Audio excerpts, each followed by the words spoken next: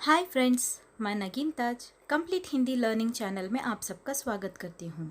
Hi friends, ನಾನು ನಗೀನ್ Taj complete Hindi learning ಚಾನಲ್ನಲ್ಲಿ ನಿಮಗೆಲ್ಲರಿಗೂ स्वागतिಸುತ್ತಿದ್ದೇನೆ. फ्रेंड्स, आज की इस वीडियो में हम 10वीं कक्षा की पहली कविता मातृभूमि का भावार्थ और ಸಂಕ್ಷಿಪ್ತ ರೂಪ से ಕವಿ ಪರಿಚಯ ಜಾನೆಂगे. ಫ್ರೆಂಡ್ಸ್, ಇವತ್ತಿನ ಈ ವಿಡಿಯೋವಿನ ಮೂಲಕ ನಾವು 10ನೇ ತರಗತಿಯ ಮೊದಲನೇ ಕವಿತೆಯಾದಂತಹ ಮಾತೃಭೂಮಿ ಅದರ ಭಾವಾರ್ಥ ಮತ್ತು ಕವಿ ಪರಿಚಯವನ್ನು ತಿಳ್ಕೊಳ್ಳೋಣ. चलिए फ्रेंड्स, सबसे पहले हम कवि या कविता का आशय जानेंगे या इस कविता के लिखने का उद्देश्य जानेंगे. कवि ने हर छात्र के मन में भारत भूमि या हमारी जन्मभूमि भारत देश के प्रति प्रेम भावना, देशभक्ति की भावना जगाने के लिए इस कविता की रचना की है. ಈ ಕವಿತೆಯ ರಚನೆಯ ಉದ್ದೇಶ ಪ್ರತಿಯೊಬ್ಬ ವಿದ್ಯಾರ್ಥಿಯ ಮನಸ್ಸಿನಲ್ಲೂ ತಾನು ಹುಟ್ಟಿದಂತಹ ಜನ್ಮ ತಾಳಿದಂತಹ ದೇಶ ಜನ್ಮಭೂಮಿಯ ಪ್ರತಿ ದೇಶಭಕ್ತಿ ಭಾವವನ್ನು ಜಾಗೃತಗೊಳಿಸುವಂತಹದ್ದು ಮತ್ತು ದೇಶದ ಪ್ರತಿ ಪ್ರೇಮ ಪ್ರೀತಿಯ ಭಾವನೆಗಳನ್ನು ಹುಟ್ಟುಹಾಕುವಂತಹದ್ದಾಗಿದೆ. चलिए फ्रेंड्स, कवि परिचय देखते हैं. इस कविता के कवि हैं श्री भगवती चरण वर्मा. इनका जन्म 30 अगस्त 1903 में उत्तर प्रदेश के उन्नाव जिले के शफीपुर नामक गांव में हुआ. इन्होंने इलाहाबाद से BA LLB की डिग्री प्राप्त की.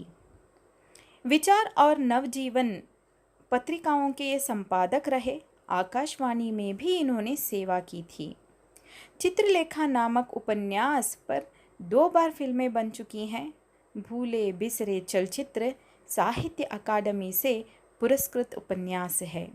इनके कई सारे उपन्यास, कहानियाँ आदि नाटक आदि आज भी बहुत ही प्रसिद्ध हैं. 5 अक्टूबर 1981 में श्री भगवती चरण वर्मा जी का देहांत हुआ. ಶ್ರೀ ಭಗವತಿ ಚರಣ್ ವರ್ಮಾರವರು ಮಾತೃಭೂಮಿ ಅನ್ನೋ ಈ ಕವಿತೆಯನ್ನು ರಚಿಸಿರುವಂತಹದ್ದನ್ನು ನಾವು ನೋಡಬಹುದು. 30 ಆಗಸ್ಟ್ 1903ರಲ್ಲಿ ಉತ್ತರ ಪ್ರದೇಶದ ಉನ್ನಾವ ಅನ್ನುವಂತಹ ಜಿಲ್ಲೆಯ ಶಫಿಪುರ ಅನ್ನೋ ಒಂದು ಊರಿನಲ್ಲಿ ಇವರು ಹುಟ್ಟಿದಂತಹದ್ದು. ಇವರು ಇಲಹಾಬಾದ್ನಲ್ಲಿ ತನ್ನ BA ಮತ್ತು LLB ಪದವಿಗಳನ್ನು ಪೂರ್ಣಗೊಳಿಸಿದ್ದಾರೆ. ವಿಚಾರ್ ಮತ್ತು ನವಜೀವನ್ ಅನ್ನೋ ಪತ್ರಿಕೆಗಳ ಸಂಪಾದಕರಾಗಿದ್ದು ಆಕಾಶವಾಣಿಯಲ್ಲೂ ಕೂಡ ಸೇವೆ ಸಲ್ಲಿಸಿರುವಂಥದ್ದನ್ನು ನಾವು ನೋಡಬಹುದು. ಚಿತ್ರಲೇಖ ಅನ್ನೋ ಉಪನ್ಯಾಸವನ್ನು ಆಧರಿಸಿ 2 ಬಾರಿ ಸಿನಿಮಾಗಳನ್ನು ಮಾಡಿರುವಂತಹದ್ದು. ಇವರ ಭೂಲೆ ಬಿಸ್ರೆ ಚಲಚಿತ್ರ ಅನ್ನೋ ಉಪನ್ಯಾಸ ಸಾಹಿತ್ಯ ಅಕಾಡೆಮಿ ಪುರಸ್ಕಾರದಿಂದ ಸನ್ಮಾನಿತಗೊಂಡಿದೆ. ಇವರ ಅನೇಕ ಉಪನ್ಯಾಸಗಳು, ಕಥೆಗಳು, ನಾಟಕಗಳು ಇಂದಿಗೂ ಕೂಡ ಲೋಕಪ್ರಿಯವಾಗಿದೆ. 5 ಅಕ್ಟೋಬರ್ 1981ರಲ್ಲಿ ಇವರು ದೇವಾಧೀನರಾಗುತ್ತಾರೆ. ಬನ್ನಿ ಫ್ರೆಂಡ್ಸ್, ಈಗ ಕವಿತೆಯನ್ನು ನೋಡೋಣ. ಮಾತೃಭೂ ಶತ ಶತ ಬಾರ ಪ್ರಣಾಮ್, ಅಮರೋं की जननी तुमको शत शत बार प्रणाम. मातृभू शत शत बार प्रणाम, तेरे उर में शायित गांधी बुद्ध और राम. मातृभू शत शत बार प्रणाम. हरे भरे हैं खेत सुहाने, फल फूलों से युत वन उपवन.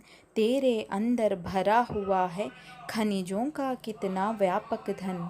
मुक्त हस्त तू बांट रही है सुख संपत्ति धन धाम. मातृभू शत शत बार प्रणाम. एक हाथ में न्याय पताका, ज्ञान दीप दूसरे हाथ में, जग का रूप बदल दे हे माँ. कोटि कोटि हम आज साथ में. गूंज उठे जय हिंद नाद से सकल नगर और ग्राम. मातृभू शत शत बार प्रणाम. चलिए फ्रेंड्स, अब भावार्थ देखते हैं. मातृभू शत शत बार प्रणाम. कवि भगवती चरण वर्मा जी कहते हैं कि वे अपनी मातृभूमि जन्मभूमि जहाँ पर उन्होंने जन्म लिया है भारत माता को, भारत भूमि को 100 बार प्रणाम करते हैं. उनके प्रणाम करने का कारण वे एक एक करके अगली पंक्तियों में बताते जाते हैं. ಭಾವಾರ್ಥ ಹೀಗಿದೆ: ಮಾತೃಭೂ ಶತ ಬಾರ ಪ್ರಣಾಮ್. ಕವಿ ಭಗವತಿ ಚರಣ್ ವರ್ಮಾರವರು ತಾನು ಹುಟ್ಟಿದಂತಹ ತನ್ನ ಜನ್ಮಭೂಮಿ ಭಾರತ ಭೂಮಿ ಭಾರತ ಮಾತೆಯನ್ನು ನೂರಾರು ಸಾರಿ ನಮಸ್ಕರಿಸುತ್ತೇನೆ ಎಂದು ಹೇಳುತ್ತಾರೆ. ಅವರು ಈ ರೀತಿ ನಮಸ್ಕರಿಸಲು ಕಾರಣ ಏನು ಎಂದು ಅವರು ಮುಂದಿನ ಸಾಲುಗಳಲ್ಲಿ ವರ್ಣಿಸ್ತಾ ಹೋಗ್ತಾರೆ. ಆ ಮುಂದಿನ ಸಾಲುಗಳು ಹೀಗಿವೆ: तेरे उर में शायद गांधी बुद्ध और राम.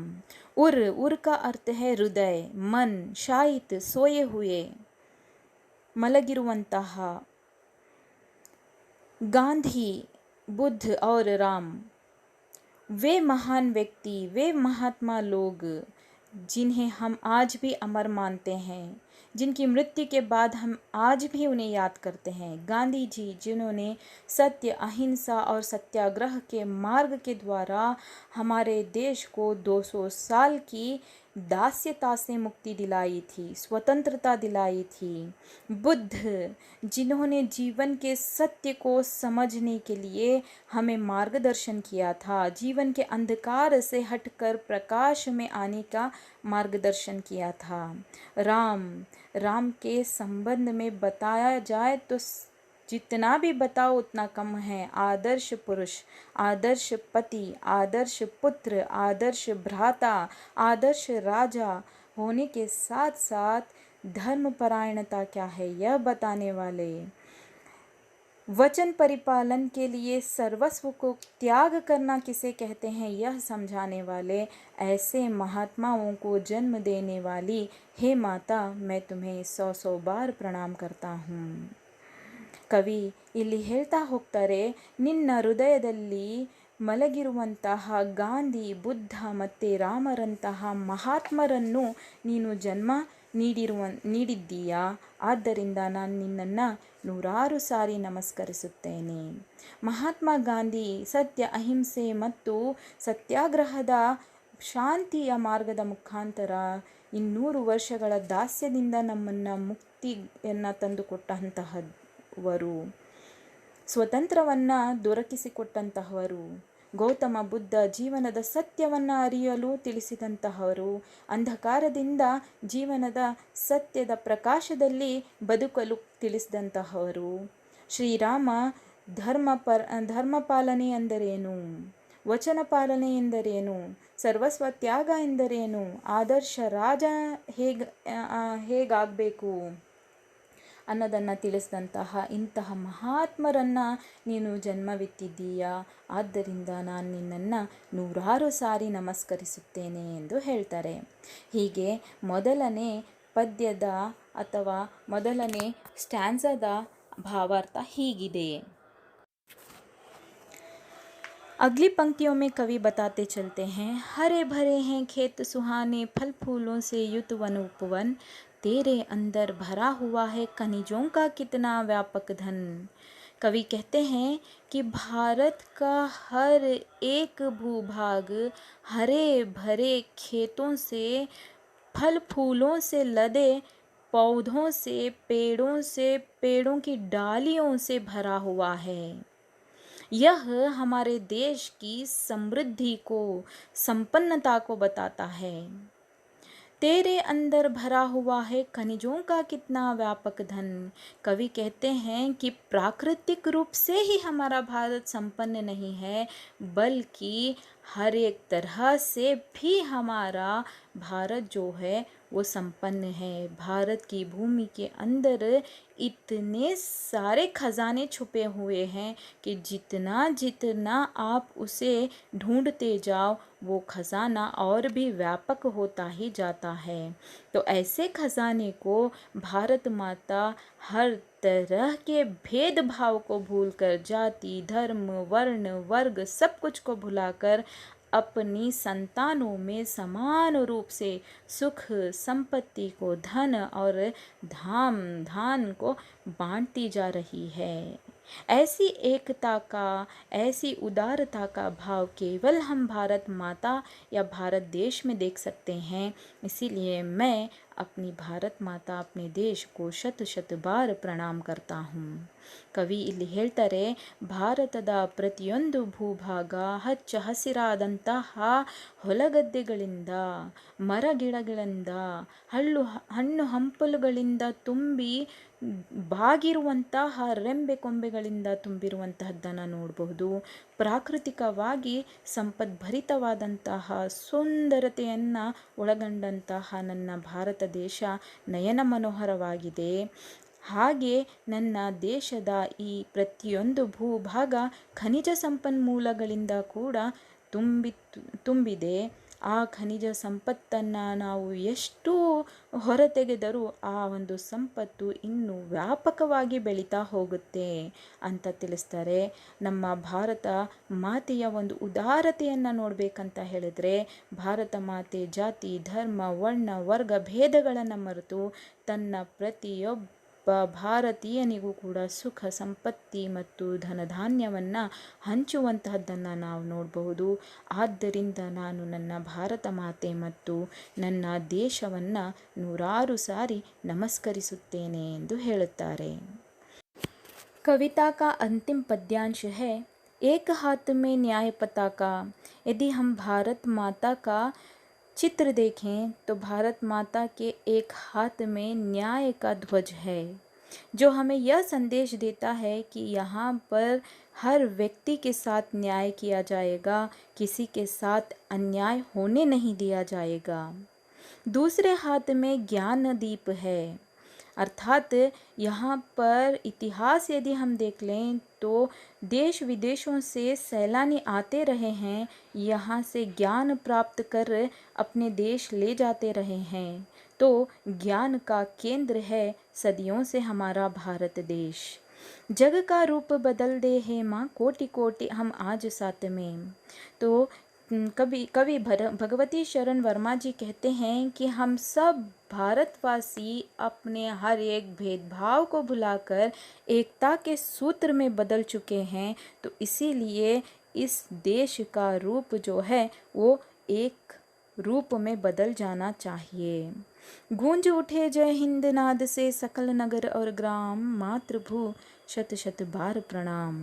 कवि कहते हैं कि जब हम सब लोग एकता के सूत्र में बंध चुके हैं तो देश का हर एक कोना कोना, गांव, नगर सब कुछ जय हिंद के घोष से गूंज उठना चाहिए।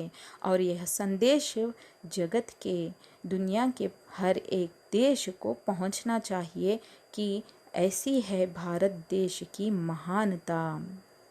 इसीलिए मैं अपनी भारत माता को, भारत देश को 100 बार प्रणाम करता हूँ। ಕವಿ ಅಂತಿಮ ಸಾಲುಗಳಲ್ಲಿ ಏನು ತಿಳಿಸ್ತಾರೆ ಅಂದರೆ, ಭಾರತ ಮಾತೆಯ ಒಂದು ಕೈಯಲ್ಲಿ ನ್ಯಾಯದ ಧ್ವಜವಿದ್ದು ಅದು ನಮಗೆ ಇಲ್ಲಿ ಎಲ್ಲರೊಂದಿಗೂ ನ್ಯಾಯಯುತವಾಗಿ ನಡೆದುಕೊಳ್ಳಲಾಗುತ್ತೆ ಎಂದು ತಿಳಿಸುತ್ತೆ. ಮತ್ತೊಂದು ಕೈಯಲ್ಲಿ ಜ್ಞಾನದ ದೀಪವಿದ್ದು ಅದು ಇಲ್ಲಿ ಬಂದವರಿಗೆ ಜ್ಞಾನದ ಬೆಳಕು ಸಿಕ್ಕೇ ಸಿಗುತ್ತದೆ ಎಂದು ತಿಳಿಸುತ್ತೆ. ಈಗ ಭಾರತದ ಪ್ರತಿಯೊಬ್ಬ ಪ್ರಜೆಯು ತನ್ನ ಎಲ್ಲ ಭೇದ ಭಾವಗಳನ್ನು ಮರೆತು ಒಗ್ಗಟ್ಟಾಗಿದ್ದಾರೆ. ಆದ್ದರಿಂದ ಅವರು ಭಾರತ ಮಾತೆಯಲ್ಲಿ ಏನು ಪ್ರಾರ್ಥನೆ ಮಾಡ್ತಾರೆ ಅಂತ ಹೇಳಿದ್ರೆ, ಈ ದೇಶದ ಒಂದು ರೂಪ ಎಲ್ಲ ಭೇದ ಭಾವಗಳನ್ನು ಹೋಗಲಾಡಿಸಿ ಇದನ್ನು ಒಂದು ಎಂದು ರಚನೆ ಮಾಡಿ ಇಲ್ಲಿಯ ಪ್ರತಿಯೊಂದು ಊರು ಮತ್ತು ನಗರ ಅಥವಾ ಒಂದು ಗ್ರಾಮದಲ್ಲಿ ಜೈ ಹಿಂದ್ ಅನ್ನೋ ಒಂದು ಘೋಷ ಮೊಳಗಲಿ. ಆದ್ದರಿಂದ ನಾನು ಭಾರತ ಮಾತೆಯನ್ನು 100 ಸಾರಿ ನಮಸ್ಕರಿಸುತ್ತೇನೆ ಎಂದು ಕವಿ ಹೇಳ್ತಾರೆ. ಹೀಗೆ ಈ ಒಂದು ಪದ್ಯದ ಭಾವಾರ್ಥ ಎಂದು ಹೇಳಬಹುದು. ನೋಡಿ ಫ್ರೆಂಡ್ಸ್, ಇಲ್ಲಿ ನಾನು ಕನ್ನಡ ಮತ್ತು ಹಿಂದಿ ಎರಡರಲ್ಲೂ ಎಕ್ಸ್ಪ್ಲೇನ್ ಮಾಡೋದಕ್ಕೆ ಟ್ರೈ ಮಾಡಿದ್ದೀನಿ.